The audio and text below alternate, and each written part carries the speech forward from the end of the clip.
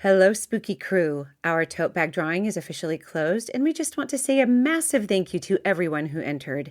We are so grateful for the love and the support, and we have loved reading your reviews. Missed the tote? No worries. We're still sending out high-quality vinyl stickers while supplies last. Just email us proof of your rating and review along with your mailing address to thespookydarlings@gmail.com, and we'll get one headed your way. Quick promise, your address is only for mailing the sticker. No emails, no selling info, no funny business, just spooky gratitude. Thanks again for supporting the show. You are the reason we do this. Hello, you are listening to The Spooky Darlings. I'm Emily. I'm Nettie. I'm Haley. Today, Nettie is going to take the lead and share with us a story that captivated our imaginations throughout our entire childhoods. This is one that took place in our own hometown of Grande, Oregon. Nettie? All right. Yes, today we are going to talk about the Candy King Park murder. And what I wanted to do is I wanted to start with you guys going back to childhood and like what the kids would say about it, what you thought the story was growing up. Okay, I'll go first. So for Thanks. sure, I remember knowing that our mother jogged by that park regularly. And in my child's mind, I knew that the story went in our family lore that that our mother jogged by that park that very morning. And always I thought to myself, it could have been her. Like my mom almost got murdered in this terrible way. I don't know. I don't necessarily want to share the details that I know you're going to share later, but it was always my perception. And I asked our mom about that recently, and she was like, no, I never really quite felt like it could have almost been me. Like that was never, but that's how I took it as a child. And I also remember just always, like we'd go, even up into high school, we would go hang out at that park and play on it. We'd always talk about how spooky it was. There was that merry-go-round. There were rumors that Merry-go-round, that was a death trap. well, it was for sure a true life death trap, but it was also, everybody had like this idea that it was haunted because it would kind of, I know the wind can do things, but it would spin on its own. It seemed to have a mind of its own. It was just kind of one of those spooky things that we all kind of attributed to the fact that there had been a murder at that park. Yeah, just freaking each other out. And at the park, every time I'd go and play with the cousins, it just was like, yeah, somebody was murdered here. And everything's haunted. There'll be no wind. The swings will be swinging. Like stuff like that. Yeah, and I also just remember like hearing, and I don't know the exact numbers, but hearing that our little town had a very high number of unsolved murders, and that was the main one that kind of, I don't know, that was the center of it. I would say that the lore and the stories I heard was very much similar. I remember I always heard that the victim was a jogger, and maybe that's part of like where the mom jogging thing came from, but and also part of this might be because there was an article released where they told women not to jog in the early morning hours, like right after the murder, because a woman had been attacked. So I had heard that it was someone just jogging in the park early in the morning, and it was a case of mistaken identity, that whoever the killer was thought that it was someone else and intended to kill someone else, was what was the story that kind of was floating around when I was a kid. I think instead of being like, hey, women, don't jog, I think maybe more the message should be, hey, people, don't murder. That would be my preference. Good one, Haley. I love it. Yes, that should be the message. One more thing, just setting the scene for how we all thought about this park growing up. It was across the street and just barely down the hill from the town cemetery. Yes. Which just added to the spook factor. I mean, it, like we all just kind of would get chills. And it was one of the cemetery was kind of like fascinating because it's like up a hill and down a hill and you pass it and it just, your tummy rolls and you get like kind of, And it's on both sides of the street. every time. Yes. Yeah. Yeah. It's definitely creepy to kids. For sure. Oh, Peaceful to adults. I forgot about it being on both sides of the street. So it's not just across, it's like just down the hill from the town cemetery. Yeah, it is. It's true. You're right. That does add a little bit to the creepiness of it all, for sure. Thanks for sharing what you guys remember hearing about the Candy Cane Park murder growing up. It's interesting how the story we all kind of grew up hearing had like elements of truth to it, but also has like had embellishments. And I went ahead and I asked a few people around town if I could record them sharing what they have heard about the Candy Cane Park murder. And so a few teenagers and then also some people I grew up with. So we could kind of just get an idea of almost like the lore that exists around the murder and like what has been sort of like believed and shared over the last 40 years since this happened. So I will play those for you now. Did you grow up in La Grande? Yes, I did. Tell me what you know about the Candy Cane Park murder. I just heard, like, I know that it happened, but it just felt like rumors. Like, I never really, like, looked into it myself, but all I know is that I'm pretty sure, I could be totally wrong about this, but I'm pretty sure that there was, like, a guy that murdered a girl there. And he was, like, it was some kind of, like, relationship business. Like, he was dating her or something, and he was mad at her. And it happened at Candy Cane Park, which gave that park, like, I played at that park when I was a kid, but it kind of gave it, like, bad juju vibes, you know? But, yeah, that's all I know about it, really. Yeah, okay. Thank you. You're welcome. All right, tell me what you know about the Candy Cane Park murder. Well, I know that it happened at Candy Cane Park. And, so basically this girl was, like, sitting on, like, a bench. And then this guy with an axe came up behind her and, like, chopped her head. Like, not chopped her head off, but, like, just, like, swung the axe on her head, and then she died. Okay.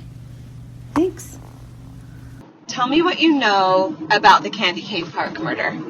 I know that there was a girl, and I don't know a lot. I just know that there was, like, included a bush. Like, she was in a bush, and then also an axe, I think.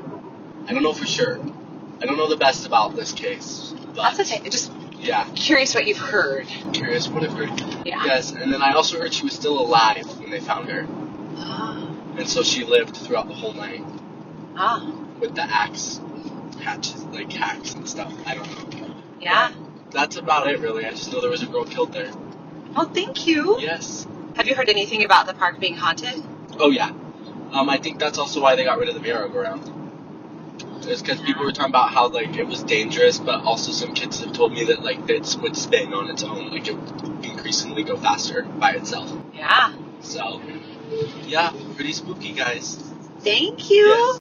The accounts you just heard were from one of my college-age daughters, one of my high school-age daughters, and one of my daughter's teenage friends. The next account I'm going to play is from my childhood friend, Elisa Rashid, who grew up in La Grande and was willing to share the stories she had been told about the Candy Cane Park murder. Growing up in La Grande in the 80s was a fun time. We were part of the latchkey generation and able to roam around town with very little adult supervision.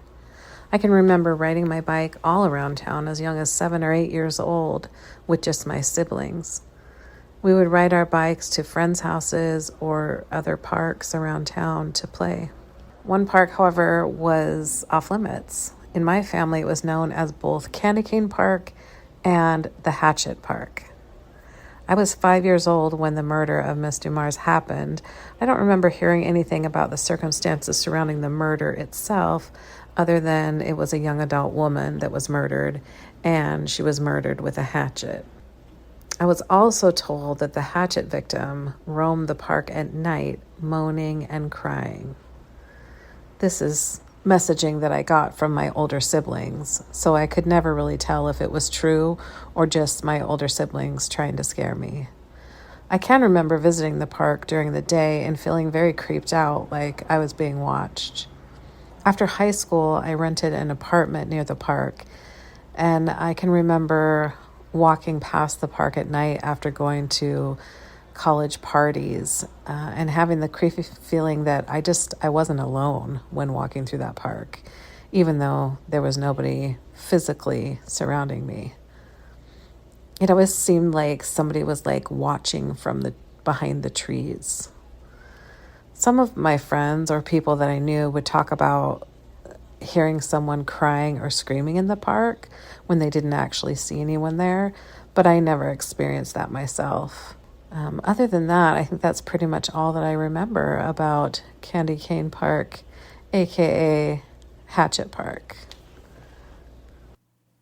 Well, thanks to everyone who shared their stories. I think it's really interesting what a variety of stories you get from people in the same town.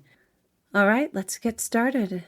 My sources are a December 1983 article from Front Page Detective magazine, a New York Times article from October 28th, 2025, called A Twist in the Candy Cane Park Murder Investigation in Oregon, a few clips from the Grande, Oregon's Observer newspaper, and the appellate brief, State versus Cochran, filed in the state of Oregon in June of 1984.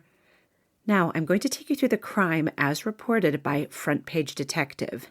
Now, this article was written before the defendant filed an appeal, and the information is from police reports and articles that will sort of be from the point of view and maybe in the favor of law enforcement. So keep that in mind. You might hear some inconsistencies with the information I'm about to present versus the information I will present later, which is from the appellate brief. All right, here we go. So on the morning of February 12th, 1983, a woman got up and was getting ready for work, and she glanced out her window to the park that was across the street from her apartment. The park across the street was Candy Cane Park, which was adjacent to Eastern Oregon University. And she noticed that sitting in the park on the frozen turf was a woman. And she said it looked like the woman was dressed like a jogger. So she didn't think much of it because there was a little bit of a trail around the park. There's a sidewalk there now, but previously it was sort of just like a trail that people would use to jog. So she went about her business getting ready, and about half an hour later, she looked outside again, and she found it odd that the young woman was still sitting in the exact same position, and it appeared she hadn't moved. So this woman scrounges up a pair of binoculars and then takes a closer look, and she sees that this young woman was sitting upright in the park, but her head was slumped against her chest, and she was completely soaked in red, which she realized was blood. So she gets her neighbor to call the police and an ambulance, and she quickly runs over to the park with a blanket. So she gets her neighbor to call 911. She grabs the blanket, and she hurries over to the park. She noted that the young woman appeared to still be alive, but was unconscious. So she wrapped the blanket around her and waited for police and ambulance, which arrived like very shortly after. So the ambulance crew quickly took the victim to the hospital because it was determined that she had a pulse. But it also appeared that she had had several head wounds delivered from a sharp object. So the chief of police was notified, and he came to the scene where he met two of his officers, which was Sergeant Button and Lieutenant O'Rourke. So he, and amongst many other officers. So a group of officers stayed at the park to interview witnesses that had started gathering, that had been kind of drawn by the sirens and the cop cars. And O'Rourke and Button went to the hospital to gather what information they could. So they were able to talk to a hospital attendant. But from the attendant, they were able to gather that that the injuries were blunt force trauma from a sharp instrument. The woman was still alive. She was in surgery. Her underclothing was still intact when they took her into surgery. And so for Sergeant Button and O'Rourke, they thought this most likely eliminated rape as a motive for the attack. Meanwhile, back at the park, any spectators were questioned, and they really didn't find anyone who knew anything or had seen anything. Most of them were kind of looky-loos that were drawn by the sirens and by the spectacle. And they also looked around the area. They were unable to find a weapon, and they were unable to find any ID or a purse. Now, usually when people go jogging, they do not take a purse with them. So that was not unusual. But they figured that had she had a purse with her, that the attacker would have taken her purse or wallet along with the weapon. After O'Rourke and Button got all the information that they could from the attendant at the hospital, they went and called the college administration office. So Eastern Oregon University is located in Grande, Oregon, and it is like directly across the street. Like if you cross the street, kind of kitty corner from Candy Cane Park, you go up a hill and you are on campus. So it's, a lot of college students lived in the apartments that were across from the park, which is actually where the victim also lived. And, it's just a park that was commonly used by college students. So at this point in the investigation, they were going under the assumption that it was most likely a college student who had gone out for a jog, and they wondered if maybe someone was missing their roommate. They called the college admin office, and they agreed to kind of do like a door-to-door check in the dorms to see if anybody was missing a roommate. And the hospital attendant had told them that the victim was about 100 pounds and 5 feet tall. So she was very petite, very small. And they had actually been able to get the clothes and look at the clothes. And so it was a pair of denim culottes, a pair of blue leg warmers, 2 vests that were, soaked with blood. She was also wearing a pair of mittens that was also soaked with blood. Kind of like your typical early 80s jogging outfit. But she was wearing slippers. And so this struck Sergeant Button as a little strange. And that made him think perhaps she wasn't actually a runner, even though she was kind of wearing running clothes. Why would she be wearing these like a very thin ballet style slipper out on a run? And the college administration office, kind of indicated this is probably going to be hard to gather information because Eastern Oregon University caters to a lot of rural students who don't live far away. So kids will come to Grande, go to school and live there during the week. But on the weekends, they, often live only a couple hours away. So they would go home for the weekend. So the college administration said that they were unable to get any good information from their canvassing of the dorms. No one was missing anybody. No one said that their roommates or friends matched the description of the victim or recognized, a description of her clothes. But reporters started to gather in the park, and Chief Johnson realized this was a good opportunity to get some information from the public.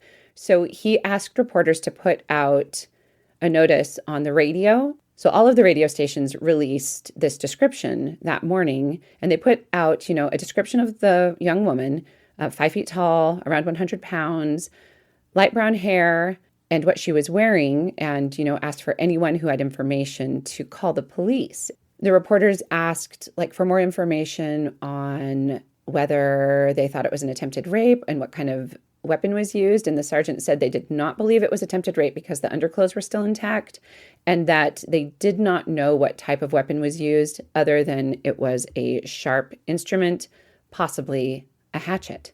So this went out on the radio. And meanwhile, Button and O'Rourke asked that the large section of turf where the victim had been found, seated, not laying down, be carefully removed. And she was seated on the ground, not on a bench, as we heard kind of in some of our earlier stories from locals that were recounting. She was just seated up on the ground, not laying down. Okay, so anyways, back to the large section of turf. So they cut out a big section of turf, and I actually have a photo of that from this magazine, which we can include on the socials. And they are able to take it to the crime lab so they can examine it for hairs and fibers. And I don't know if anything fruitful came of this because I think this is the last time I heard about the turf being examined, but perhaps it did. So Chief Johnson called the hospital, so it's a couple hours later now, and he was told that the victim was still in surgery, but they were making arrangements to transfer her to a different hospital in Walla Walla where they had more sophisticated equipment and would be able to treat her head wounds better. So O'Rourke and Button went and canvassed the neighborhood around the park, both the houses and the apartments that were close by, to see if they could find any other witnesses. And other than the woman who had looked out with her binoculars, they only found one other person who said she heard a scream in the middle of the night and thought about calling the police, but didn't hear anything else after and just assumed it was a car driving by or the scream came from a car driving by. And she wasn't sure what time of night it happened. She just thinks it was in the early morning hours. And that was it. Meanwhile, around 10:30, the police got word that the victim had died. And the investigators went up to the hospital to gather, more information. And what they found is that the surgeon said that she might have had a chance at survival had it not been for the hypothermia. Definitely she died because she was attacked, with most likely a hatchet. But also her body temperature dropped down to 85 degrees by the time she reached the operating room. And they said that actually was the cause of death. But they were able to determine approximate time of death using her body temperature when she arrived at the hospital, with the temperature outside and blood coagulation. So it definitely happened in the dark. And they kind of, were wondering, like, what would this young woman have been doing at that time of morning? Like, a jogger most likely would not be jogging at 3 a.m. It was barely light. Like, this was February, so it's barely light when the witness that found her looked out the window, like it was just starting to get light. So they started to wonder, was this woman a jogger after all? And O'Rourke and Button also started to question, like, could this possibly be related to a report of an attempted kidnapping that they had received? And another report says that for the past 8 months, there had been several reports of an attempted kidnapping. So, but they said that just like earlier, okay, so I got 2 reports on this. One said earlier in the week, but you'll find later in an article from The Observer, it says the attempted kidnapping actually happened the day after the attack in the Candy Cane Park. But then this report said that it happened earlier in the week. But another report said that there were actually several incidents that could be considered attempted kidnappings. But basically, a woman said that she and her boyfriend were fighting. So she got out of his car and said, like, I'm going to walk home. And he let her out and drove away. And then it doesn't really say the time of day, but it said that a man came up and offered her a ride. And she said no. And so he drove around the block and offered her a ride again. And she said no. And she said that he parked the car, he jumped out and grabbed her by the hair, trying to drag her into his vehicle. And so she fought back and she scratched him and she hit him in the face. And she was able to disentangle herself from him and run away. But she said some of her hair was left in his hand. And she said that he appeared to be between 18 and 20 years old, around 6 feet tall and 190 pounds. He had light brown hair, cut above the ears, and he had been driving an American-made 4-door sedan that was either light beige or white. And she said that she knew it was an Oregon license plate, but couldn't recall any of the numbers or letters other than that. So they asked her to come in after the attack in Candy Cane Park, and they still have not identified the victim. But they asked her to come in and do a sketch and give another description. And they asked her if she had been threatened with any kind of weapon, and she said she had not been. He just tried to physically force her into his car, but didn't have a weapon. So they were able to get a sketch, and I have not been able to find that, but I would like to. So around 2 o'clock in the afternoon, so this is 3.5 after, so this is 3.5 hours after the victim died, in the operating room, a young woman calls into the police. And she said that she had heard the broadcast about the woman in Candy Cane Park. And she said from the description given on the radio that she thinks it's possible that the victim was her friend and her coworker. She told the police that she tried to call her friend right after she heard the radio announcement, because she thought it matched her description, and she was unable to get through. So she had tried again a few times and couldn't get a hold of her. So this was really concerning. And so she told the police. She didn't answer, and she should have. She should have picked up. We both work the night shift, and we don't get home until after 3 a.m. The police then asked if they could pick her up and take her to the hospital to view the victim and see if she could identify her. And she agreed. And I mean, what a tough thing to do. I can't even imagine. So she said that, yes, this was her friend. She positively identified her as 21-year-old Dana Lynn Dumars.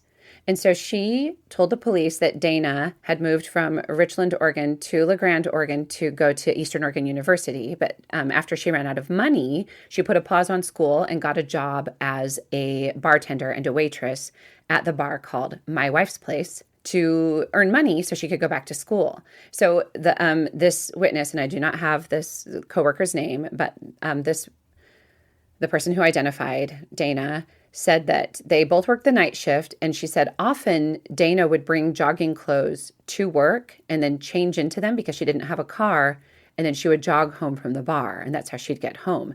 But she said this particular night was very cold, and so her boyfriend picked her up, and so she and her boyfriend offered Dana a ride home. They drove Dana to her place, and this witness said that it would have been around 3:15 or 3:20 in the morning, and that they didn't see anyone suspicious lurking around the apartment, and that they watched her enter her apartment. And Dana, and she also told police that Dana lived alone.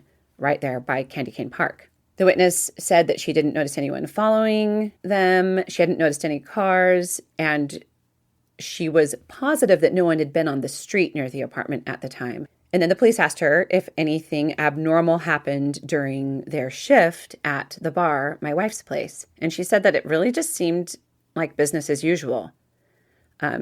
Like the bar sees a lot of long-haul truckers coming in to eat and get a meal. It sees a lot of college students.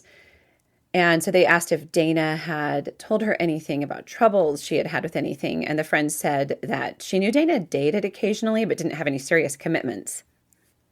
This is according to the witness, but we will hear a possible variation on this story later.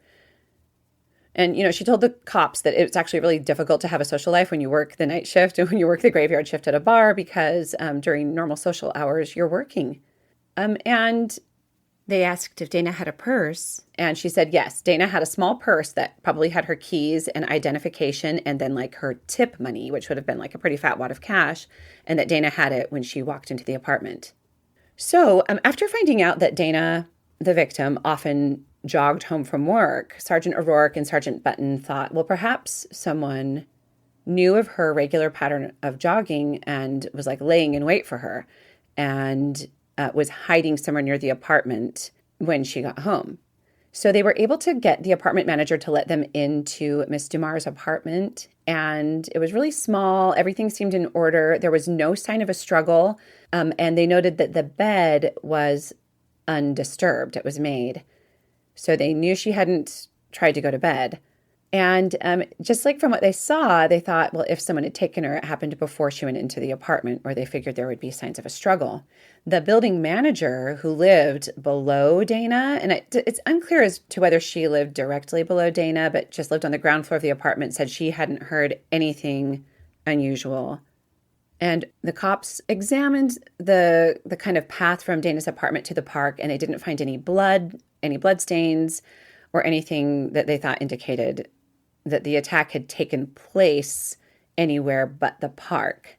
And once again, the witness that they had canvassed earlier said that she only heard one scream. And so, Button and O'Rourke were like wondering, why would she go 2 blocks to the park? So I guess her apartment was about 2 blocks away. 2 blocks to the park with someone unwillingly without putting up any kind of struggle. That seemed odd to them, that if she was taken against her will, that there wouldn't have been some sort of audible, commotion that would have alerted other witnesses. And then they also wondered, why was the attack done? Like, if the purpose was to assault her, why not do it in the apartment if she was taken from the apartment instead of in the open area of the park where it was very, very cold? And they couldn't figure out a motive. If it was robbery, they could have just taken her purse and run and didn't have to attack her. And if rape was the motive, perhaps the attacker attacked her and then changed his mind, or was interrupted before he could complete the rape. So the police were able to get a list of any young man that Dana had dated casually or seriously, and they spent the day questioning these young men along with any employees and patrons at the restaurant and bar where she had worked. But they really didn't come up with much, according to this article. On Monday, 2 kids that were playing near the park in a drainage canal, or near a drainage canal, found Dana Dumars' purse. It didn't have any money in it, but it had her ID in it. And so they were, able to get it to their parents, who got it to the police, and they gave it over to lab technicians. And there were blood smears on the purse. So they decided to search that area, the same area where the purse was found, to see if they could find the weapon. And there's this thing, I don't know if this is still in existence, but it was called the Junior Posse. And it's a part of the Boy Scout Explorer program. And it's where you kind of take young men volunteers, and the police use them often for searches, like for if someone's lost in the mountains, for things like that. So these were like teenagers, and I have a photo, and we can include that in the lineup. They were crawling through the drainage tunnels, crawling through the ponds, getting rakes on this very, very cold February morning. And they very thoroughly searched the canal and found nothing that they thought might have been used as a murder weapon. So investigators started checking out other downtown businesses just to see if anyone had noticed or witnessed anything out of the ordinary in the early hours of Saturday morning on February 12th. And they learned about an incident that had taken place in a bar that was down the street from where Dana Dumars worked. Now, this is another place where I've gotten two kind of different accounts. Everything I read in the appellate brief and in other articles said that this event actually occurred in the bar/restaurant where Dana worked, which was called My Wife's Place. But according to this article, this event happened down the street. So I'm just going to tell you as though it was the business down the street for now. So investigators talked to a bartender who had said that there had been an incident where a patron came in and got drunk and started really annoying another female customer. And this man ended up getting physically ejected from the bar by another customer. And this particular bartender said that his exact words, according to this article, were, "Sober, he's a pretty decent fellow, but when he gets soiled, he thinks he's God's gift to women, and the guy is a real turkey when he gets loaded." So then the bartender told investigators that the man who had been thrown out of the bar, the, unruly patron, returned later that morning after the bar had been closed and wanted to drink. The bartender told him to get lost, but he said he looked pretty rough and there was blood on his clothes. So the bartender said that he figured this patron had run into the guy that had tossed him out into the bar and that they had had a scuffle. So the man he's talking about is a man named Bart Cochran. So the police started to zero in on this guy, Bart. And they found out that he worked at a manufacturing plant during the week, but on weekends worked at a service station. And lo and behold, the owner of the service station had a story to tell because Bart seemed to identify who the victim was before the identity was released. Before the police even knew the identity of the victim, Bart said that he heard it was the waitress from the bar, My Wife's Place. And the gas station owner just got to thinking, how could he possibly have known this if no one else knew it? Because, Miss Dumars was not identified until after 2 p.m., but the service station owner said that it was before noon that Bart indicated it was the waitress from My Wife's Place. So again, different accounts of the same story. And this is why it's so hard to piece together these older cases, because it's hard to know exactly which one is the truth. So according to this article, O'Rourke and Button went and got Cochran from the plant, and he willingly went with them to headquarters, and where they began to question him about the murder. And they said he came voluntarily. This article says he was advised of his rights, that he signed the Miranda card, and that he admitted to the attack on Miss Dumars, but said he had been drunk and had mistaken her from someone else. So this is very concise. And, as just like a reader, if I read this, I'd be like, well, clearly this man is guilty. He admits to the crime. And he was, several witnesses said he was acting belligerently at the bar the night before. So what he said, this is kind of, according to this article, what he told police is he was very drunk and another man ejected him from the bar. He decided to go to his apartment and get a weapon to defend himself in case he came across this man again, who he said had ejected him from the bar and threatened to beat him up. And he said all he could find was a small camp hatchet. So from this article, the detective said that Cochran told them that when he returned to town, he saw a woman and a man get into a car. And at the time, he thought it was the woman who had been in the bar, who he had been kind of flirting with and exchanging words with, and it had gotten heated. And he thought it was the man who had thrown him out of the bar and threatened to beat him up. And then he followed them to the apartment. And if this is actually what happened, we can surmise that who he saw was actually Dana and her coworker and her coworker's boyfriend. But basically he said he thought it was the woman he had exchanged words with, and he thought it was the man who had thrown him out of the bar and threatened to beat him up. And so he said he followed the woman into the apartment, but didn't realize until he was in there that it was not the woman who had been in the bar. He did recognize Dana as the waitress from the restaurant, but he was very confused and he was intoxicated.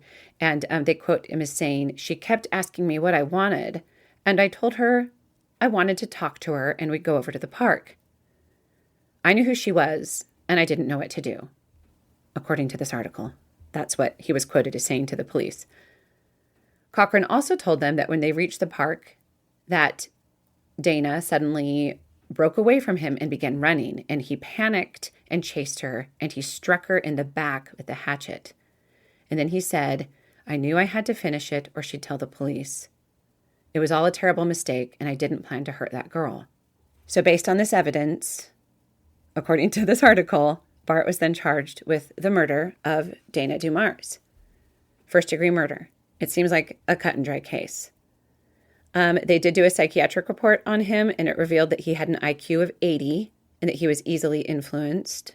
And so his defense argued that he had been, that the detectives had led him into a confession by, the power of suggestion, and that it had caused him to confess to a crime he had not committed.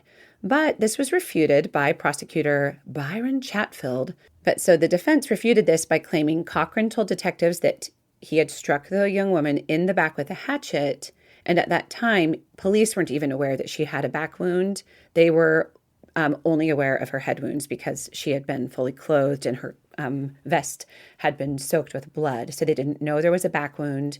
And it wasn't until the post-mortem exam, like after she died, that they realized there was a wound in her back.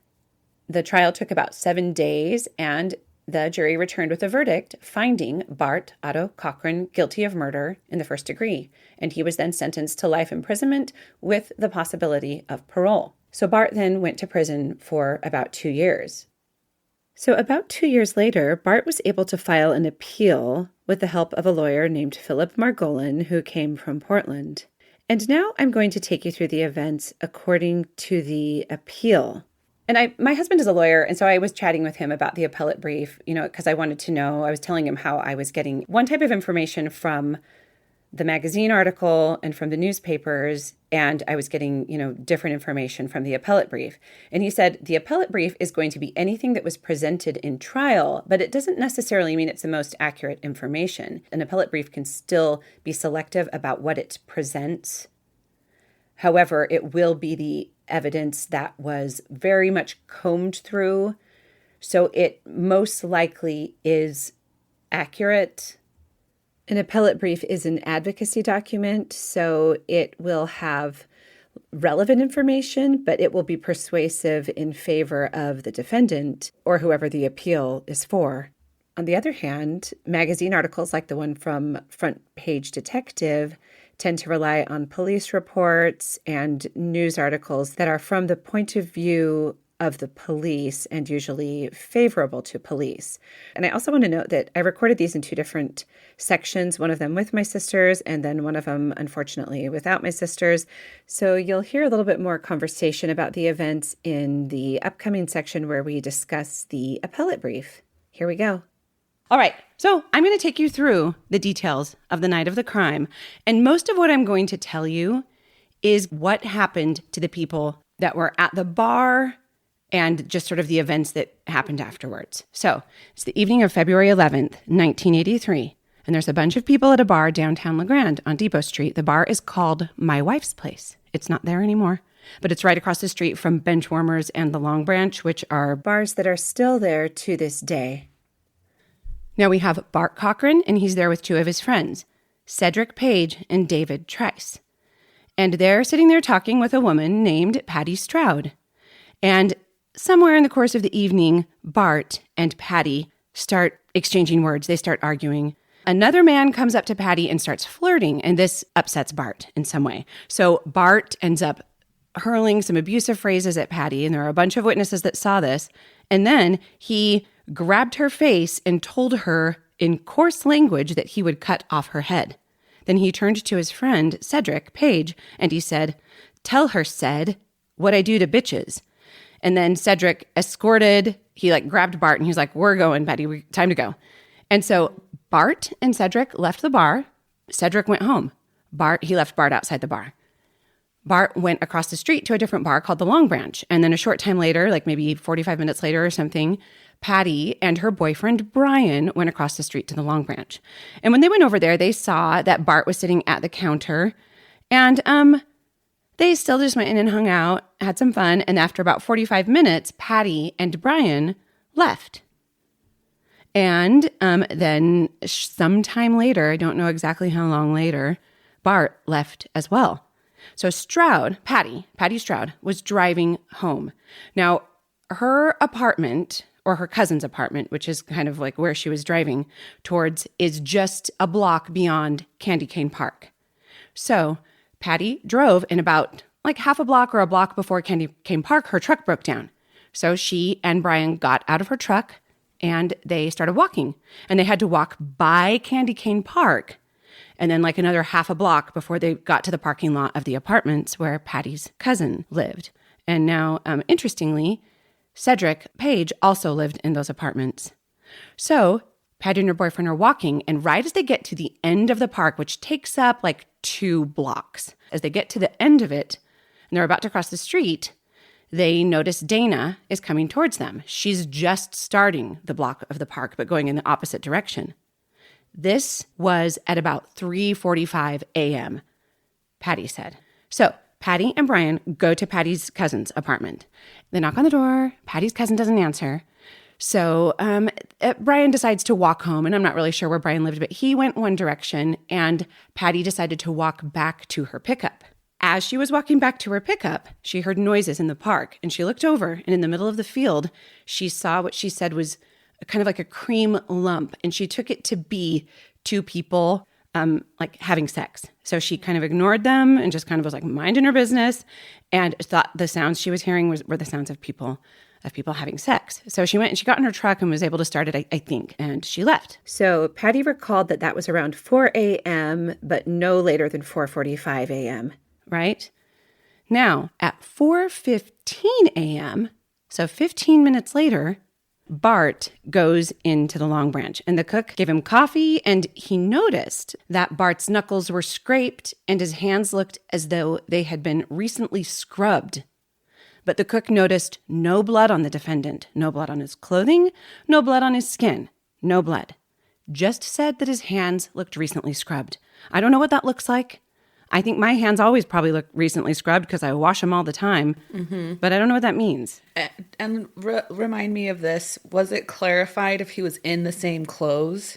I believe he was. It was okay. So Patty Stroud at 4 a.m. is when she walked by the park and saw what she thought were 2 people getting it on in the middle of the park. 4:15, so 15 minutes later was when Bart walked into the bar. So that would have been a 15-minute window to change clothes. And that's if her 4 a.m. time recollection is correct, because she said she thought it was 4 a.m., but it could have been as late as 4:45 a.m. And so, I don't know for sure if anyone, Sometimes people keep change of clothes in their car too, but just also in Grande in February, he could have had a big heavy coat on, and maybe nobody would have noticed what he was wearing under, or possibly. True. So I don't know, Haley. Good question. He could have kept a change of clothes in his car. I didn't see anything about that in my research, but who knows? I just know that it was a pretty short window to commit a murder and then show up with no blood on your clothes. Yeah. And I don't know, I would assume that if he was wearing different clothes, there were enough witnesses that saw him the night before, enough people that reported that Bart said these things to Patty that saw what he was wearing. And, so who knows? Yeah. Maybe. All right. So the next morning around 7 a.m., the barely alive body of Dana Dumars was discovered in Candy Cane Park in the middle of the field. And there was a pool of blood on the sidewalk where Patty and Brian had walked past Dana earlier. They said around 3:45 they had walked past Dana, going one direction. Then there was a trail of blood from that part of the sidewalk into the field where they found Dana laying. And Dana was taken to the hospital and died shortly after at the hospital.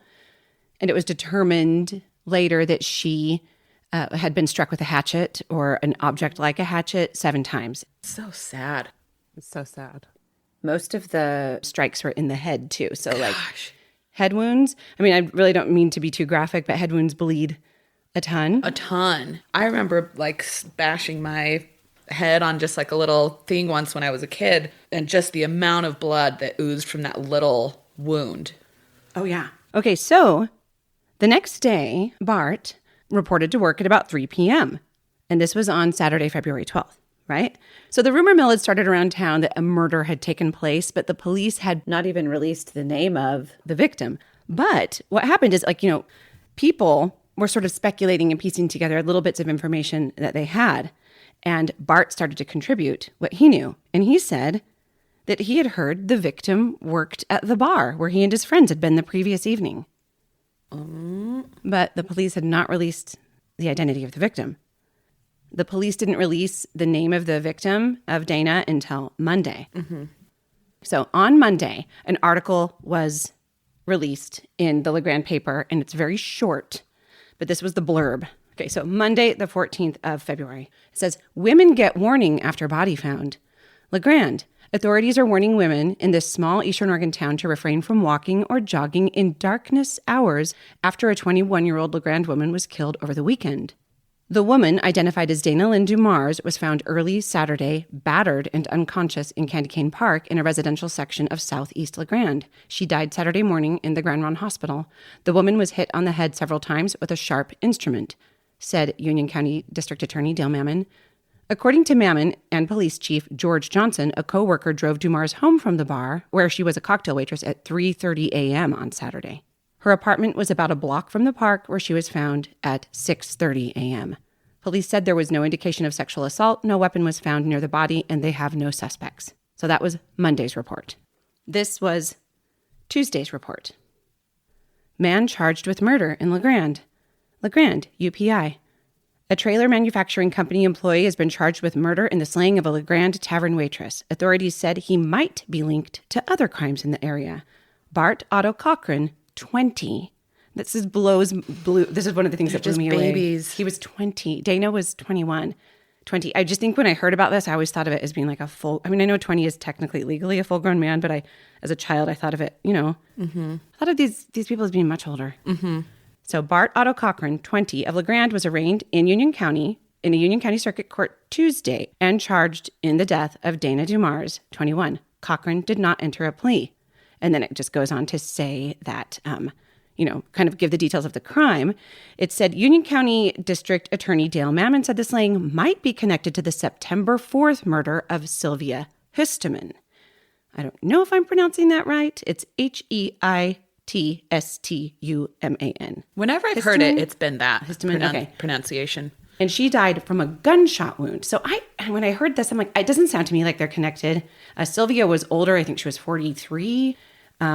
And she was last seen walking her dog up Morgan Lake Road. And she was a mother of 6. I never knew that about her. But she was last seen walking up Morgan Lake Road, walking her dog. Then her body was found a week later. And this was in September of 82.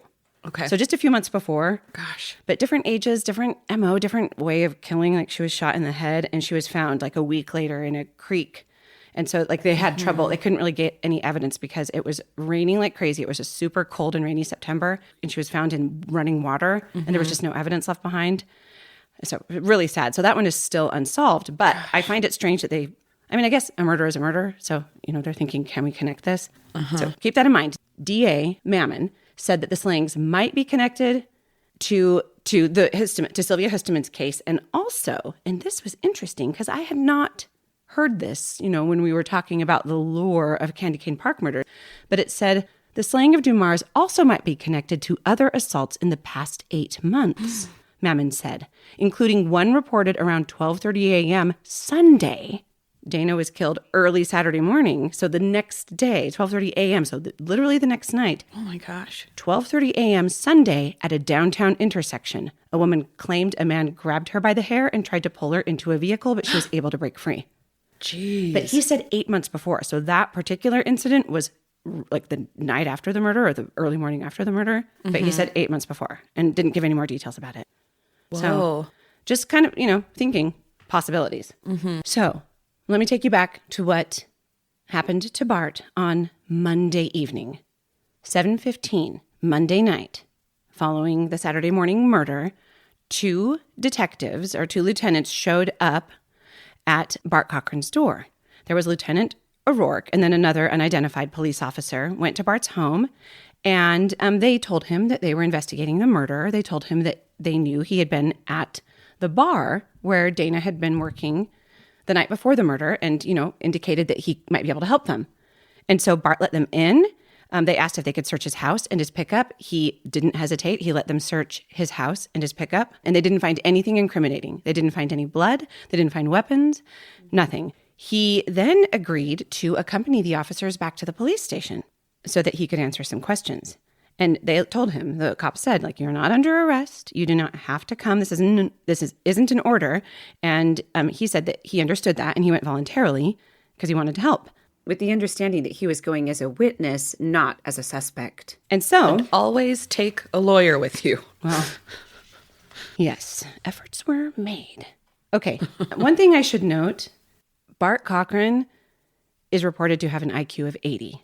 Mm-hmm. Yeah. So that is quite low. Yeah. And remind it, just for listeners that are, not aware, what is the average IQ? For those of us who don't know, AKA me and Emily, what is the average, Nettie? I think it's 120 or 180. That's what I was going to say. Average is 120. 100. Oh, okay.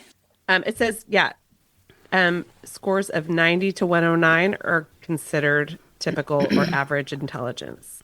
Scores below 70 may indicate an intellectual disability. Mm-hmm. So he's kind of he up was- there. So a little, not quite intellectual disability. But not super bright. So he says he wants to help. He goes down to the police department and he agrees to be interviewed.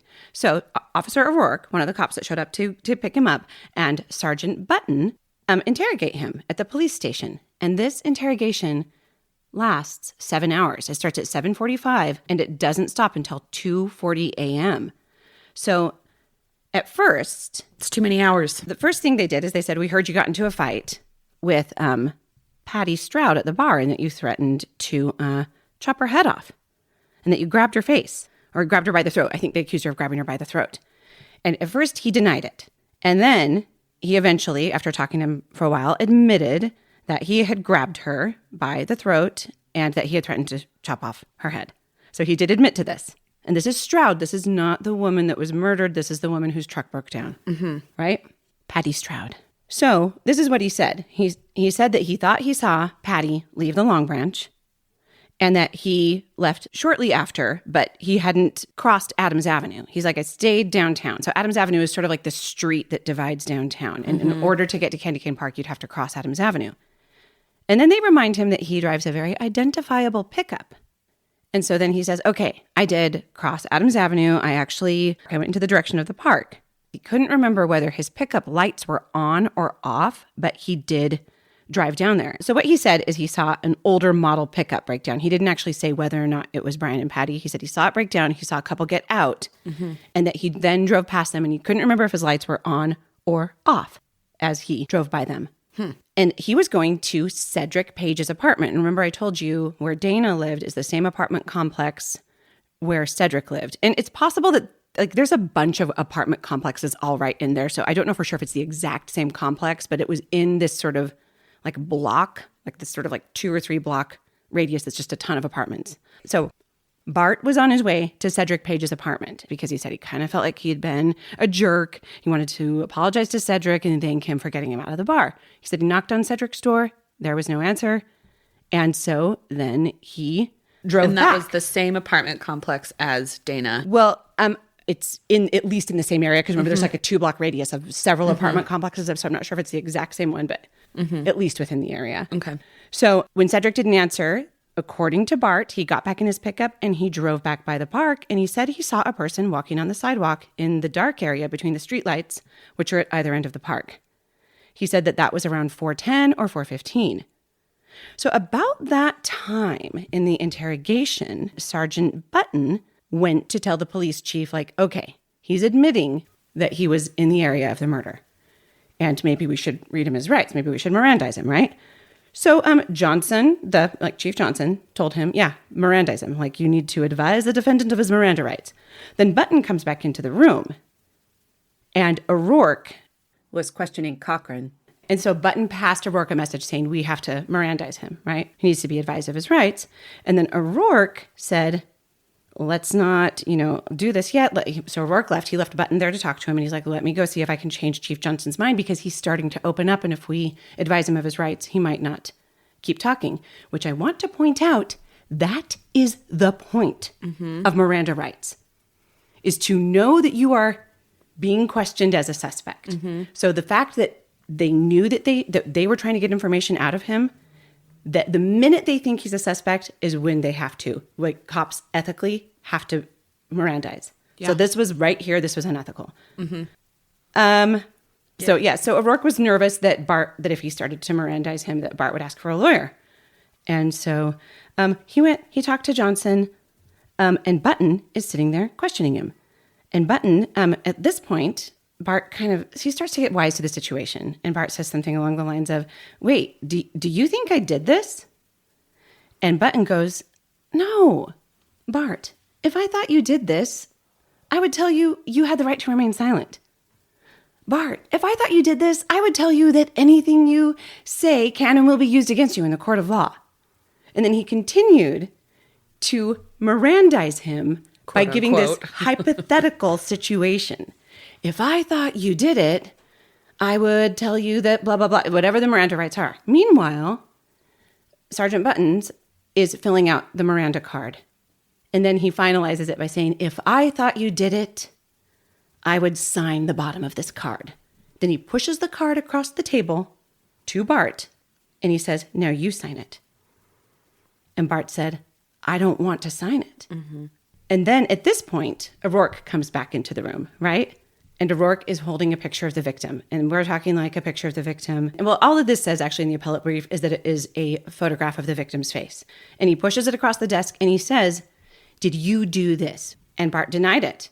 And then they asked him again and he denied it. And then finally he turned to Button and he says, I couldn't have done that, could I?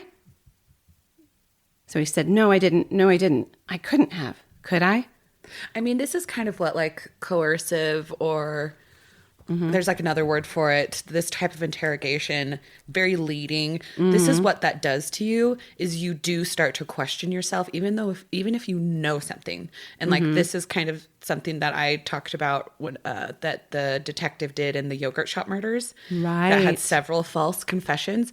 This is what you're exhausted. It's been hours. How do I get out of this? Okay, if I say this, I can go. Right. And you trust cops. Like you're sitting there thinking, and I think especially Bart, I think he actually thought, and they were doing this good cop, bad cop routine. O'Rourke was coming in saying, you did this, confess. And Button was like, if I thought you did it. Oh, and the other thing Buttons did is he did finally get Bart to sign the Miranda card. And then he said, if I thought you did it, would I do this? And he tossed the card into the trash can. So in Bart's mind, he's like, okay, he threw it away. He doesn't think I did it. Like that is what is going through his mind. So they questioned him. Did you do this? No. Did you do this? I couldn't have done it. Could I? Did you do this? Refused to answer.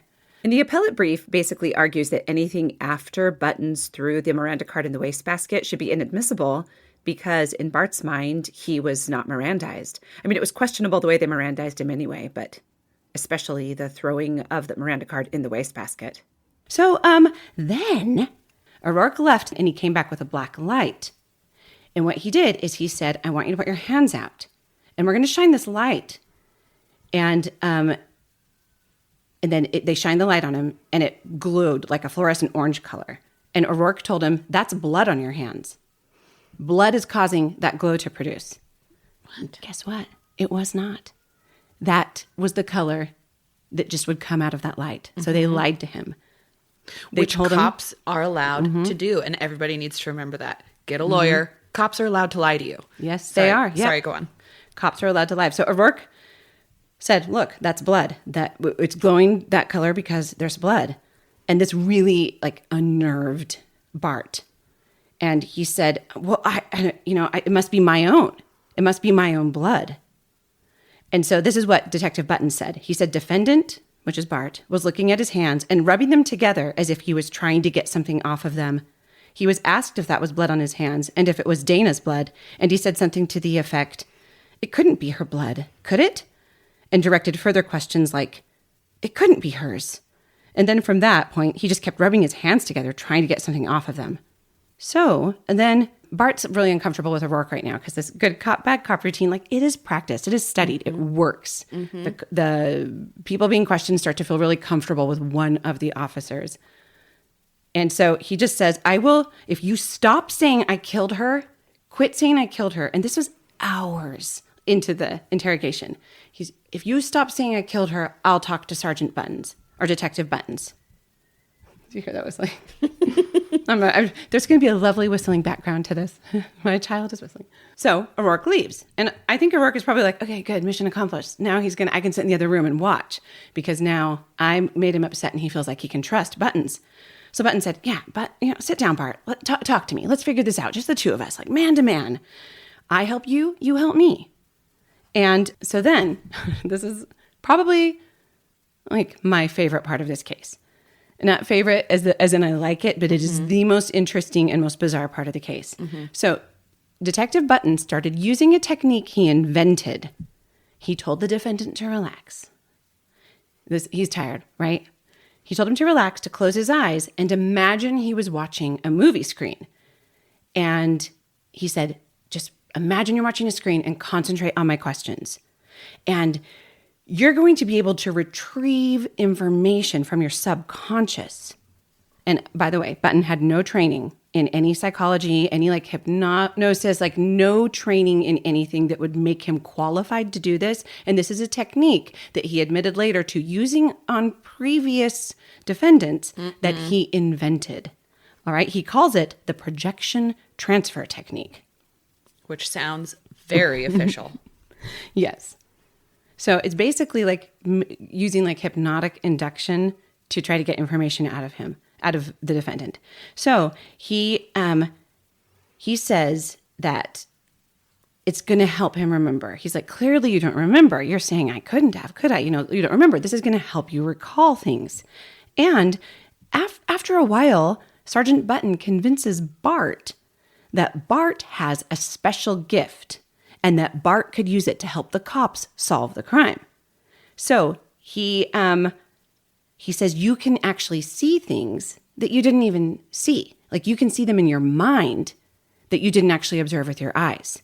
You have this special gift and you can help us solve the crime.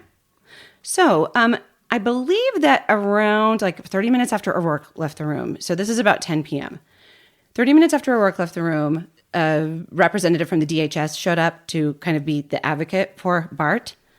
And his name was David Still. And he entered the room and he was there for the rest of the interrogation. It wasn't until 11 p.m. that they actually began recording with an audio recorder, the interrogation. So everything that you've heard so far was not even recorded. It was like just, notes in their memory. So they Mirandized him, the pretend Mirandization, without recording it. So at 11 p.m., Button put a microphone on the desk and he began taping the interrogation. And they taped only intermittently. They didn't tape everything. So I don't know. There's plenty of stuff there's no record of it because it wasn't taped.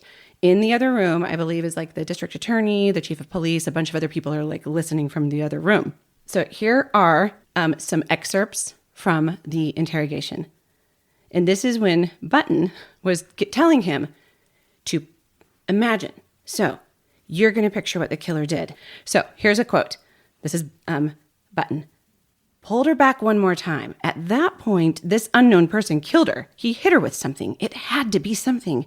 It had to be at that point right there where he hit her the first time with something. You've described her coat, her hair. This time, when you go back, I want you to look for something. I want to know what to go out there and look for. I want to find it. Tell me what this object is when you get to that point where he pulls her back the last time and she's still trying to get away. Look for that something. It's probably you right-handed. I'm right-handed. He's left-handed. Look at his right hand. The odds are going to be he's right-handed. Look at his right hand. Cochran says something inaudible. And then, this is just too good to be saying. Then Still says, go ahead, man. That's unknown. Then Cochran says something inaudible. Just a mumble. You can't tell it. Yeah, because he's tired. Mm-hmm. And he's like almost like in a hypnotic state because he was told to close his eyes and imagine this. And then, I can't picture what it was, though. And then something inaudible. Just hit her. Something inaudible. Button says, go back and freeze the frame like a movie projector.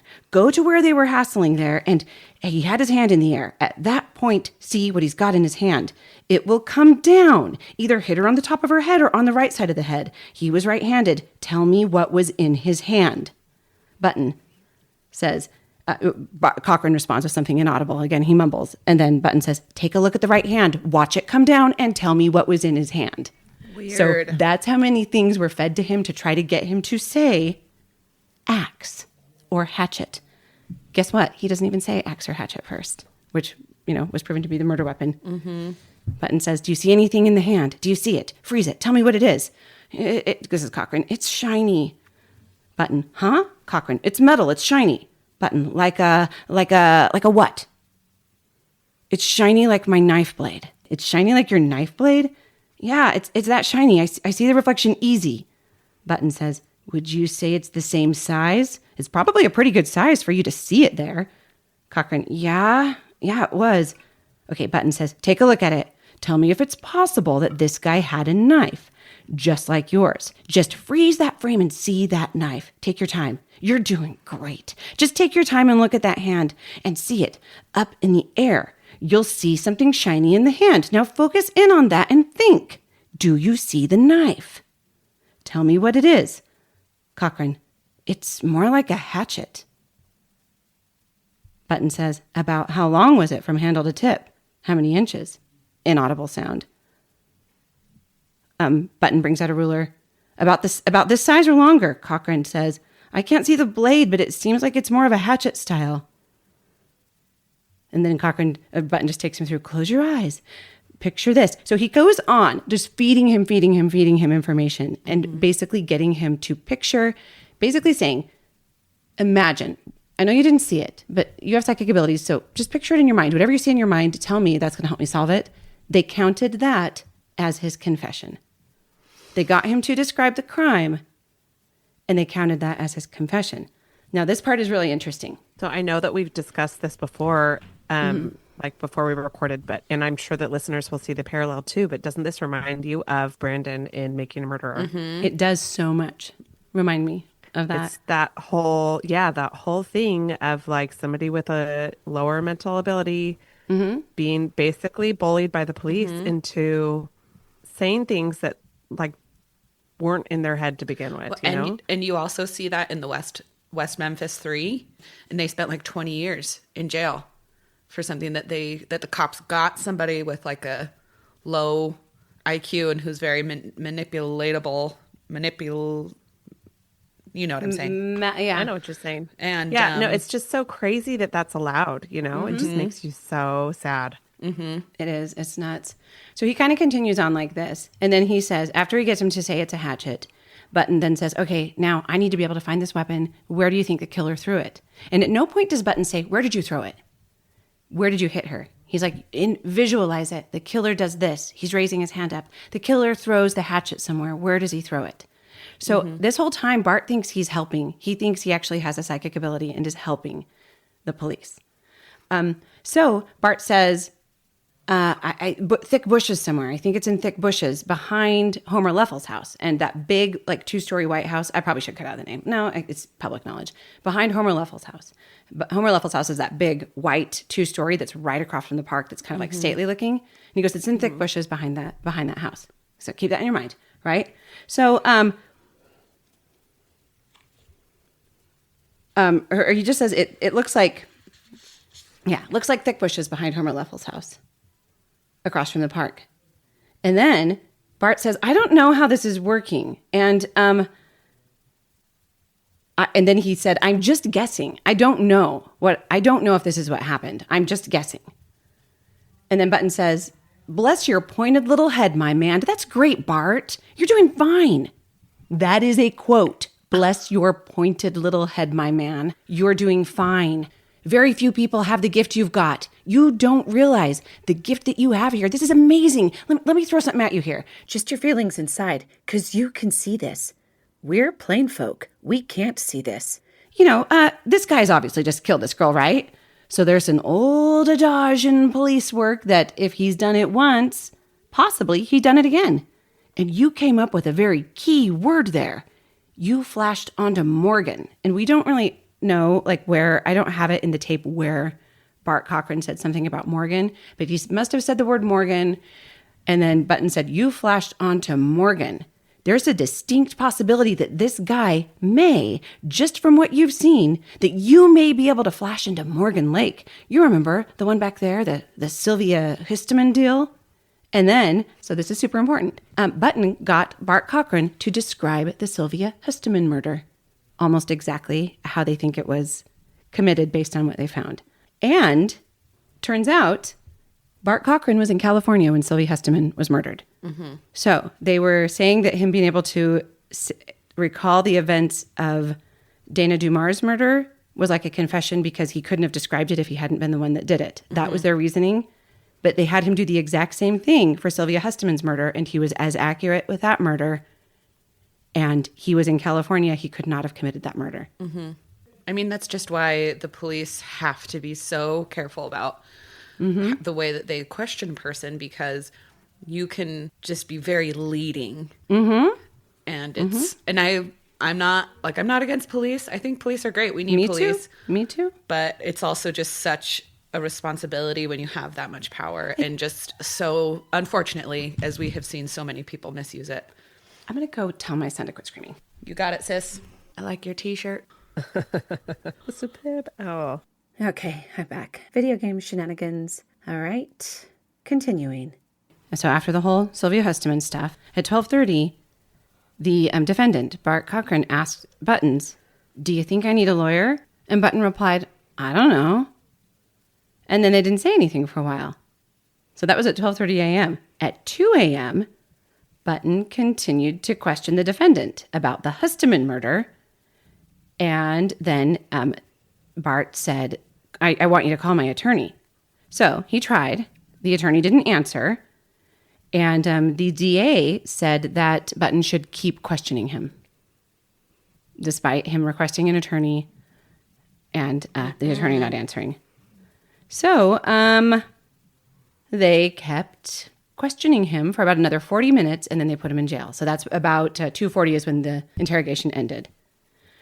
So remember that using the projection transfer technique, Bart described the hatchet being thrown in thick bushes behind Homer Leffel's house. So the next day, the Grande Police Department did an intensive search behind Homer Leffel's house. I believe they had something like, I read somewhere 40 volunteers. They did the shoulder-to-shoulder method, where you basically stand like literally shoulder to shoulder and you move very slowly and search the area. And it's done that way so that you cannot miss anything. Mm-hmm. And they found nothing. They found nothing. They searched the bushes. They searched the whole backyard. And across and over a weedy grass pile behind the house. And they found nothing. All right? Now, they even tore... projection... whatever method is terrible. Oh, well, just wait. They even tore bushes out. Like they were ripping bushes out to try to find this hatchet because Bart, how pissed Homer was. Who knows? To like try to find this hatchet that Bart Cochran had said was probably thrown into a bush, you know, that he saw the murderer throw into the bush using projection transfer theory. 3 months later, a yard boy mowing the lawn in Leffel's yard found the handle of a hatchet sticking out of that same grass pile that they had combed over. Now, this is what's interesting. So the FBI analyzed the hatchet and they didn't find any fingerprints, any blood. They found nothing. Then the state crime laboratory, they said that the striations on the blade matched the striations on the victim's skull, and that there were tiny particles of hair closely resembling the victim's found adhering to the blade. And because of that, it was indeed the murder weapon. So how would tiny hairs be left on it, but no blood, being struck in the head 7 times? But the FBI crime lab found nothing, found no fingerprints, no blood, nothing. This stinks, if you ask me. It stinks. It does stink. Does seem crazy. Which crime lab is better? Well, I would always assume the FBI, but who knows? Who knows? All right, so so Bart Cochran was tried for murder, right? And he was initially found guilty.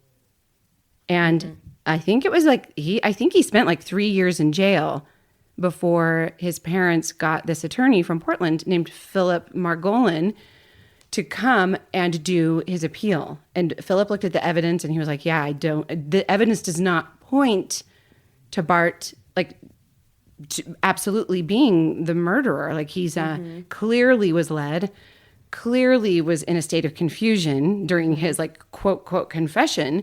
And also, the hatchet was pretty much obviously planted. And we find later that they did find another hatchet that they believed was the actual murder weapon. Oh my gosh. Not the fake one they planted. I didn't know that. It was in the New York Times article. Oh! So I didn't know it either. It was like something new I found in the New York Times article. Oh my gosh. Oh yeah, and so when the lawn boy said, "Hey, there's a hatchet in this, yard pile," they called a police officer to come and pull it out, and they allowed that police officer to be an expert and testify that it looked to him like the hatchet had been there for a long time.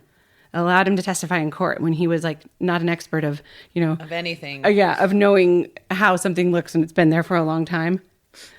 So when you say yard pile, you mean it was like yard debris that had been raked into a pile in the corner? Like a pile of grass, from lawn clippings. Yeah. Okay. So, sounds more like they asked that cop to say that. Yeah. Well, and also so the appeal, part of the reason the appeal was able to go through is because of Button's interrogation technique, especially using if I thought you killed her, I wouldn't do this, and then throwing the Miranda rights in the trash. And, only later to retrieve them. Right. And so the Philip Margolin pointed out that the important purpose of the Miranda rule is to make the individual more acutely aware that he is faced with a phase of the adversary system, that he is not in the presence of persons acting solely in his interests. The purpose of the Miranda rights is to say, hey, we are now investigating you. We are trying to find out if you did this. You are a suspect. And so the way that Buttons did it, saying, if I thought you did it, did the exact opposite of what the purpose of Miranda rights are. Throwing it in the trash especially, but also saying that if I thought you did this, I would do this. If I thought you did it, I would say this. That just completely negated the purpose of Miranda rights. Yeah. So even if Bart did do it, Buttons just shot himself and his case right in the foot. Well, only because of the appeal, though. It's that's what's so interesting is that this information was there, but they just buttoned it up and put Bart in jail. I love what you did.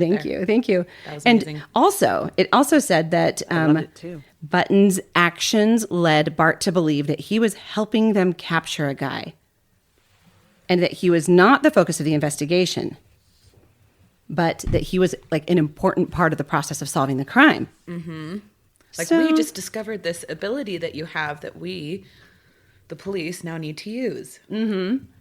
And also, Philip Margolin pointed out the use of the good guy, bad guy technique, and how O'Rourke was the bad guy and Button was the good guy, and how, then Cochran felt like he could trust Buttons.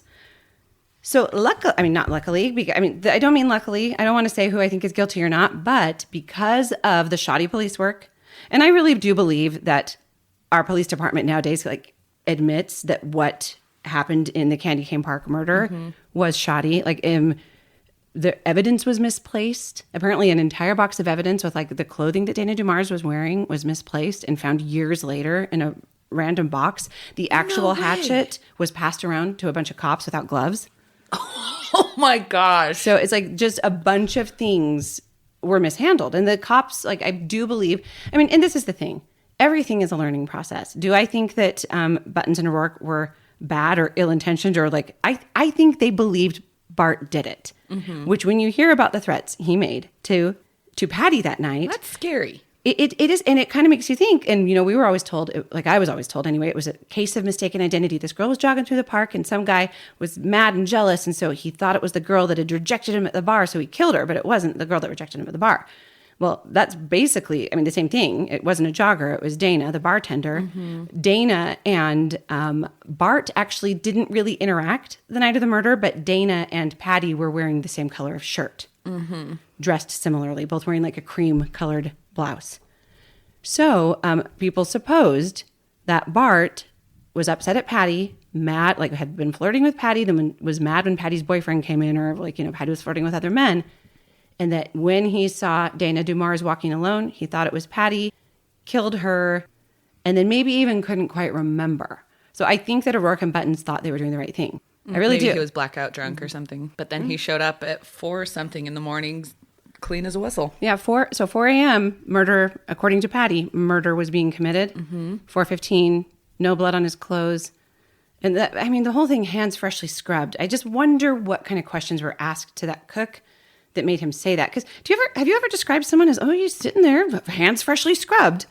What? Like, Yeah. How do you Only describe time that? I ever talk about hands being freshly scrubbed is if, like, your kids are little and you're like, did you wash your hands? And then they come and they like make you smell them and you're like, I don't want to smell these, but like, that's thing. the only situation. That's what the cook did to him when he walked in the restaurant. He's like, you don't get to eat unless I smell your freshly scrubbed hands. No coffee for you unless your hands are clean. Let me see them. Let me see them, Bart. That'd be a strange policy for a bar. So I don't know. It's interesting because I think that so I was, always told like the killer got off. The killer got out on appeal, but everyone knows he's the real killer. But diving into this case more, I don't know. I definitely think that there were other possibilities. So Did anybody talk to Cedric? well, Cedric knew what Bart does to girls. interesting question. Very interesting question, Haley. Yes. Oh yeah, and the black light thing, like tricking the defendant. That was another thing weird. that brought up on appeal. Like, because it was misused. They lied to him, and not everyone knows that police are allowed to lie to you. They are allowed to lie to you. Not everyone knows that. I don't care how innocent you are. Get a lawyer if the police are like, we need to talk. Yeah. And they were saying like he would not have made the statements he made had he known that the state was going to say that he was incriminating himself by describing the crime scene. Like he couldn't have described the crime scene unless he had done it. He really thought he was helping. And he even said, I don't know, I'm guessing. Like that's on record. I don't know, I'm guessing. And every question was met with, I don't know, several times before he would say, a hatchet, a knife, like with a right hand. Like, it's just... And IQ matters when somebody is not, what am I trying to say? He has a Like he capacity. wasn't quite able to advocate for himself. Exactly. Like he wasn't capable. Yeah. And Because of his he mental had capacity. He did have yes, exactly, because of his mental capacity. He did have the DHS representative, and at one point the DH representative was like kind of forceful with Buttons. Like after he said, should I call a lawyer? And Buttons said, no, I don't believe that Brian, or David Still, was his name David Still? I don't think David did anything right then, but he eventually later said, I think you should call his lawyer now. Like the second time he was like, I want my lawyer. I think you should call his lawyer now. And this whole like, oh, and there was this thing where it was like, oh gosh, it's in here somewhere. Oh, where's the phone book? Oh, I don't know where I put the phone book. Oh, I can't find the number to your lawyer. It was this whole, I'm going to act like I'm doing the thing that you requested, but I'm not going to do it. I'm going to try to pass time. Not every cop has the moral code of a Mariska Hargitay. Not everyone So is did this kid like have a lawyer? I mean, that's odd for a 20-year-old to just have a lawyer though already. Like, did he already have his own attorney that he had worked with before? They said that they tried to call someone. I'm guessing that they tried to call the court-assigned Public defendant. defender? Yeah, the Okay. public defender is my guess. Yeah. So, and then the other thing is the hatchet that was found in the leaf pile was like clean and shiny and not rusty. And it had been supposedly in a moist leaf pile for months during the month of February, March, and April, like the wettest months of the year, and didn't have rust on it. It was like, in there with decomposing like grass and stuff. So, so if it was all clean, like why did the cop say he was an expert and it appeared to be there for a long time? So, yeah, basically. So he was classified as subnormal in intelligence and they did an intelligence test 6 weeks after his suppression hearing. And, when they shined the light on his hands for the blood, and he kept saying, no, it couldn't be. And they said, what's that on your hand? Is that blood on your hands? And he's like, kind of was trying to like wipe them off. I think he was like just super alarmed. He was like going, what? No, like what this, he wasn't acting. He wasn't trying to hide his hands. He wasn't trying to make up an excuse. It's almost like if he had blood on his hands, he would have been like, well, yeah, because I killed a rabbit or whatever. You know what I mean? It's like you'd think that he would have had an excuse, or I got a bloody nose. But instead he like looked horrified at his hands going, no, it couldn't be. It couldn't be. Well, and like, maybe he has OCD too. Can like people, that's a very mental thing. Sorry, I'm like wiping my hands in the mic. Like this. So It's a great way to wash your hands, sing the alphabet, get both sides between your fingers. So when they were questioning him about Sylvia Hustemann's murder, this is the transcript. Okay, Button says, okay, you said he put her in the stream to wash her off. Is it getting tough? Let's back up. Cochran says, did you get a hold of my lawyer? Button goes, did I get a hold of your lawyer? You want me to try and get a hold of him for you again? Cochran, yeah, let's try that. Button, okay, let me find the phone book. What did they do with the phone book? This is quotes from the recorded transcript. Oh my gosh. What did they do with the phone book? Oh, here it is. I'm trying to get a hold of his lawyer. Cochran, will I be able to go to work tomorrow, or will I have to ask? Button, I'll have to talk to Mr. Mammon. He's in the other office. He's out there doing whatever DAs do. You know how they are. Still, so this is David Still, the DHS guy. A couple of questions. You're checking on the lawyer's name? So David's like, speaking up. You're checking on the lawyer's name? Button, well, let me get a hold of his lawyer. All of this just, the minute Cochran said, you get a hold of my lawyer, the interview should have stopped. Yeah. The first time when they tried to call the lawyer and they weren't able to get a hold of him, the interview should have stopped. The fake Mirandizing, everything should have stopped. Yeah, and nuts. And then, so Still says, you're trying to call him, right? Yeah. You're going to call him at 2? Button says, we can call him anytime you want. Cochran, okay. Still says, you're going to call him now, or you want to... Yeah, I got him right now. Will I need him, or... Button, huh? Cochran, will I need him? I don't know. Do you want me to call him? Want to like strangle him. He's still not calling him. They're like, you're about to call him. Yeah, I'm calling him right now. Do I need him? Well, I don't know. Do you want me to call him? I mean, come on. Cochran, well, do you think I'll need him for this case? Let's call him up. I better get some information just for the record. Button, I just feel like if he was guilty, he would have been like, lawyer, now. But he was like, do I need him? I'm helping you guys. Like, that was kind of where he was at. Do I need him? I'm just helping. Aren't I a helper? Oh, that's awful. I mean, that's how I read this. Of course, this is the appellate brief. So it is from, Nettie, I believe your interpretation of this. I think you're very correct. Yeah. You have that talent of, what is it? Projection, transfer. You do. I probably do. Detective Buttons made up this the technique.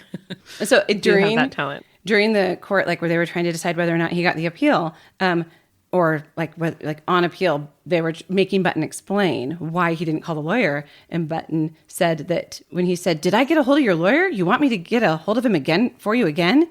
He says, okay, I was trying to clarify with Bart if he wanted me to get a hold of his attorney at this time. The last time he asked me, he never asked for one. He asked me, do you think I need an attorney? Do you think I need an attorney? I stated, I don't know, Bart. It's up to you. If you want one, just ask and we'll get you one. And he didn't respond.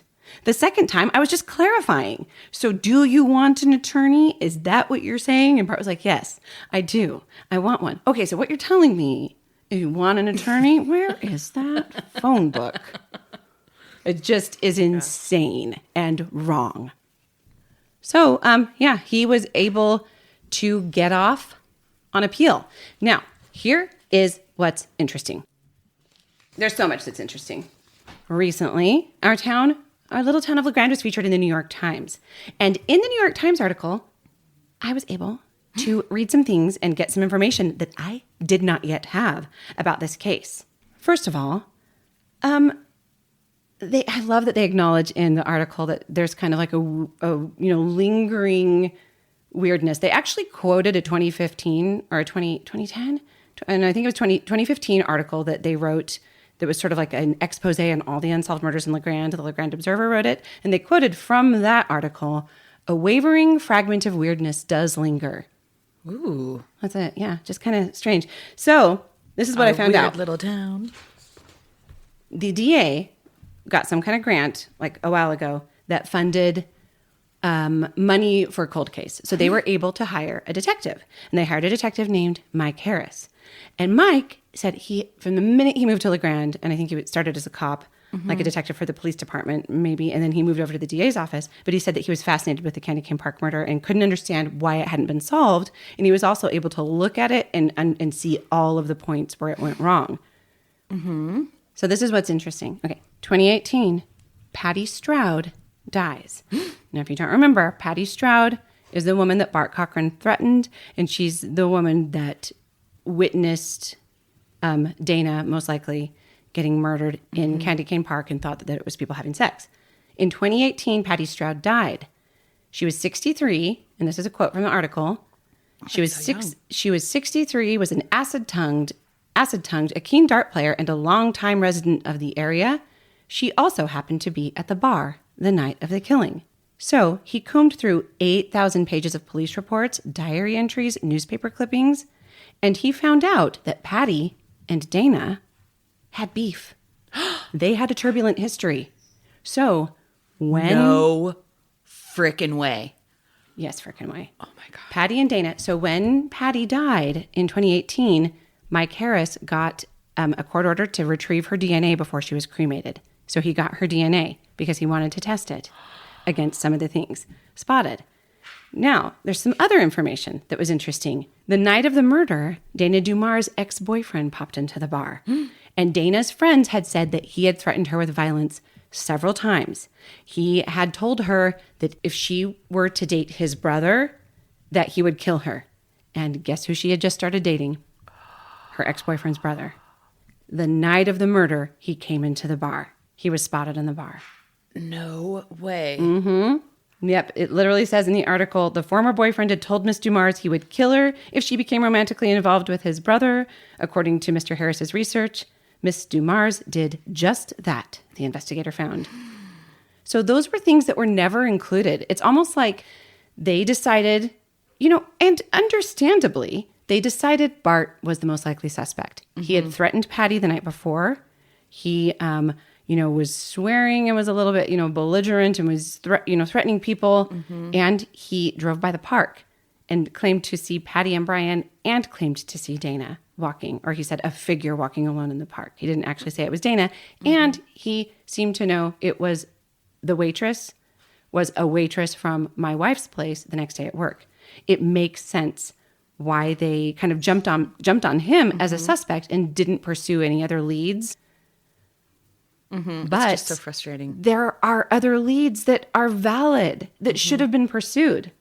Yeah, it's that I have decided what the conclusion is, and so I'm going to make things fit rather than following the clues to the conclusion. Exactly. Yeah, there's often that tunnel vision. I think we hear about that a lot. As true crime aficionados. Yes. Yeah. Yeah. So he said he is infuriated. Those are his words, infuriated by what he considers the shoddiness of that original investigation. So, good for him.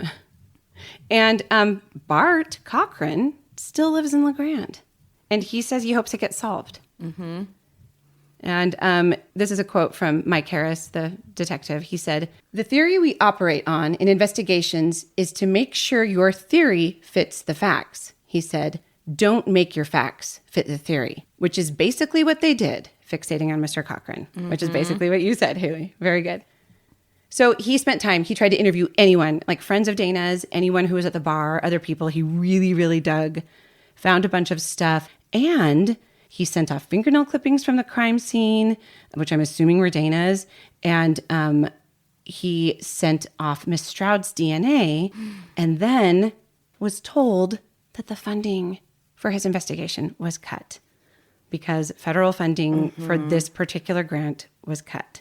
So right now, there's no progress being made in the case. Although Mike Harris did say, when I start something, I tend to finish it. So I do believe this case will be solved. And I know that Kelsey McDaniel, who's the DA, and Mike Harris, who's the detective, both said that they're applying for a grant that will help. That's like a specific grant that's for violent cases in rural areas, violent cold cases in rural areas, which LeGrand fits that description. We're rural. There was a murder. It was violent. So crossing my fingers that they get that grant and that they're able to move forward and get this DNA tested. Mike Harris does not say who he thinks did the crime. He says, no, what he says is he thinks he knows who did it. There are two suspects that are not Bart Cochran, that there's a high probability it's one of them. He won't say who. I think we can... Sending off the DNA of a certain person kind of lends a clue. And I know that the grandchild of Miss Stroud has been contacted and has didn't respond. And so, I mean, who knows? We don't know. But it is interesting that this case was talked about so much and that it wasn't general knowledge that there was contention between Patty and Dana. And it wasn't general knowledge that Dana was dating a man who was violent and who had threatened her life. Yeah. Yeah. And your question about Cedric Page is interesting too, because Cedric Page, from what I understand, died in 2023. And I don't know if they said anything about retrieving his DNA. He might not be a suspect at all. I'm just not really sure. But that is the Candy Cane Park killing. Oh my gosh. In LeGrand, Oregon. Was the Morgan Lake murder ever solved, or is that still does that still remain unsolved? It's unsolved. Sylvia Hesteman, unsolved. 6 kids. I think she was a single mom of 6 kids. Golly. They had a sketch for the Sylvia Hesteman case, a sketch of a man that had been seen with Sylvia like the day she disappeared, that several people saw him and gave descriptions to the police, and then they sort of pieced together a composite sketch. And then like maybe 20 years or 15 years later, they did like an age progression composite sketch of a man. And, and they just haven't gotten any hits. It's so sad. Gosh. Terrible. Yeah, it is. It's really terrible. And, it's interesting that we talked about the merry-go-round getting removed, and Candy Cane Park does have like a reputation for being haunted. And a lot of people have said that they felt like there was a ghost on the merry-go-round that was like a malicious ghost. If that is the case, I do not think it is a ghost of Dana, because everyone described her as just the sweetest person, a ray of sunshine. She loved working at the bar because she was so social.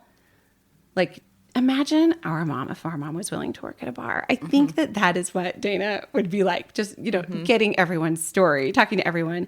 And making everybody feel welcome. Her poor parents did not, they both died. Her mother died in 2022. Her name was Pearl Dumars, and her father died in 2012. His name is Vern, and Vern and Pearl. Cute. They don't mention, understandably, they don't mention the murder in the obituary, but both say that, they were preceded in death by their daughter. And there was a really sweet comment on, those obituary pages where you can leave comments where, several people said, like, we know Pearl is happy to be dancing in heaven with Vern and visiting and catching up with Dana. And I just thought that was really sweet. That's lovely. Yeah. Nettie, you just really did a wonderful job with this whole story. And, since we've had such a heavy topic, do you guys mind if I just tell you a little bit of a light story since we're entering holiday season? Candy Cane Park has kind of a little bit of a holiday sound to it. Sure does. Oliver, since we turned to November, since yesterday and today, he has been asking if we can start playing Christmas music. And this morning I was like, okay, yes, we can play some Christmas music. Sometimes people start to get tired of it if you start it too early, but yeah, let's go ahead. So he told Alexa to start playing some Christmas music. And it was like, one of the old classics like Bing Crosby or something. And it got about 15 seconds in and he was like, oh, okay, you know what? I forgot. I actually really don't like Christmas music. I need to turn it off. Okay. So that was the most short-lived Christmas song season. Oh my God, of the Pomeroy that is household. so funny. What a cutie. Oh my I love him so much. Kid. That's so funny. Okay. Thanks for that. That was nice. Yeah, we needed something lighthearted. Yeah. Oh man. You did really great, Nettie. Thank you. That's I will credit my sources. I'll put my sources in the show notes. Well, thank you. Who's closing us out? Oh, that's me. Alias. Yes. I really do hope, though, that I get to do a part 2 of this and that it will be announcing that it's solved. That is my hope and my dream. I hope so too. I want your dreams to come true. Thank you. Thanks so much for listening to The Spooky Darlings. You can find us on Instagram and TikTok at The Spooky Darlings Podcast. And if you have any questions, corrections, comments, or spooky stories of your own, send them over to thespookydarlings@gmail.com. For example, do you have a spooky story about Candy Cane Park? Or is there an unsolved murder in your town? Is there an unsolved murder in your town that you would like us to talk about? We'd love to hear from you. And if you enjoyed this episode, please just take 10 seconds to rate, review, and follow wherever you listen to podcasts. It really helps us grow and keep the spooky stories coming. Stay spooky, darlings. Thank you. Goodbye. Goodbye. Bye. 5 stars. Before we disappear into the shadows, don't forget, we're still sending out vinyl stickers. Leave us a rating and review and email us proof to thespookydarlings@gmail.com, along with your mailing address, and we'll send you some spooky snail mail while supplies last. And if your heart is still mourning that tote bag, may we gently tempt your way toward our merch store at thespookydarlings.printful.me. Treat yourself. You deserve it. Thanks for listening. And as always, stay spooky.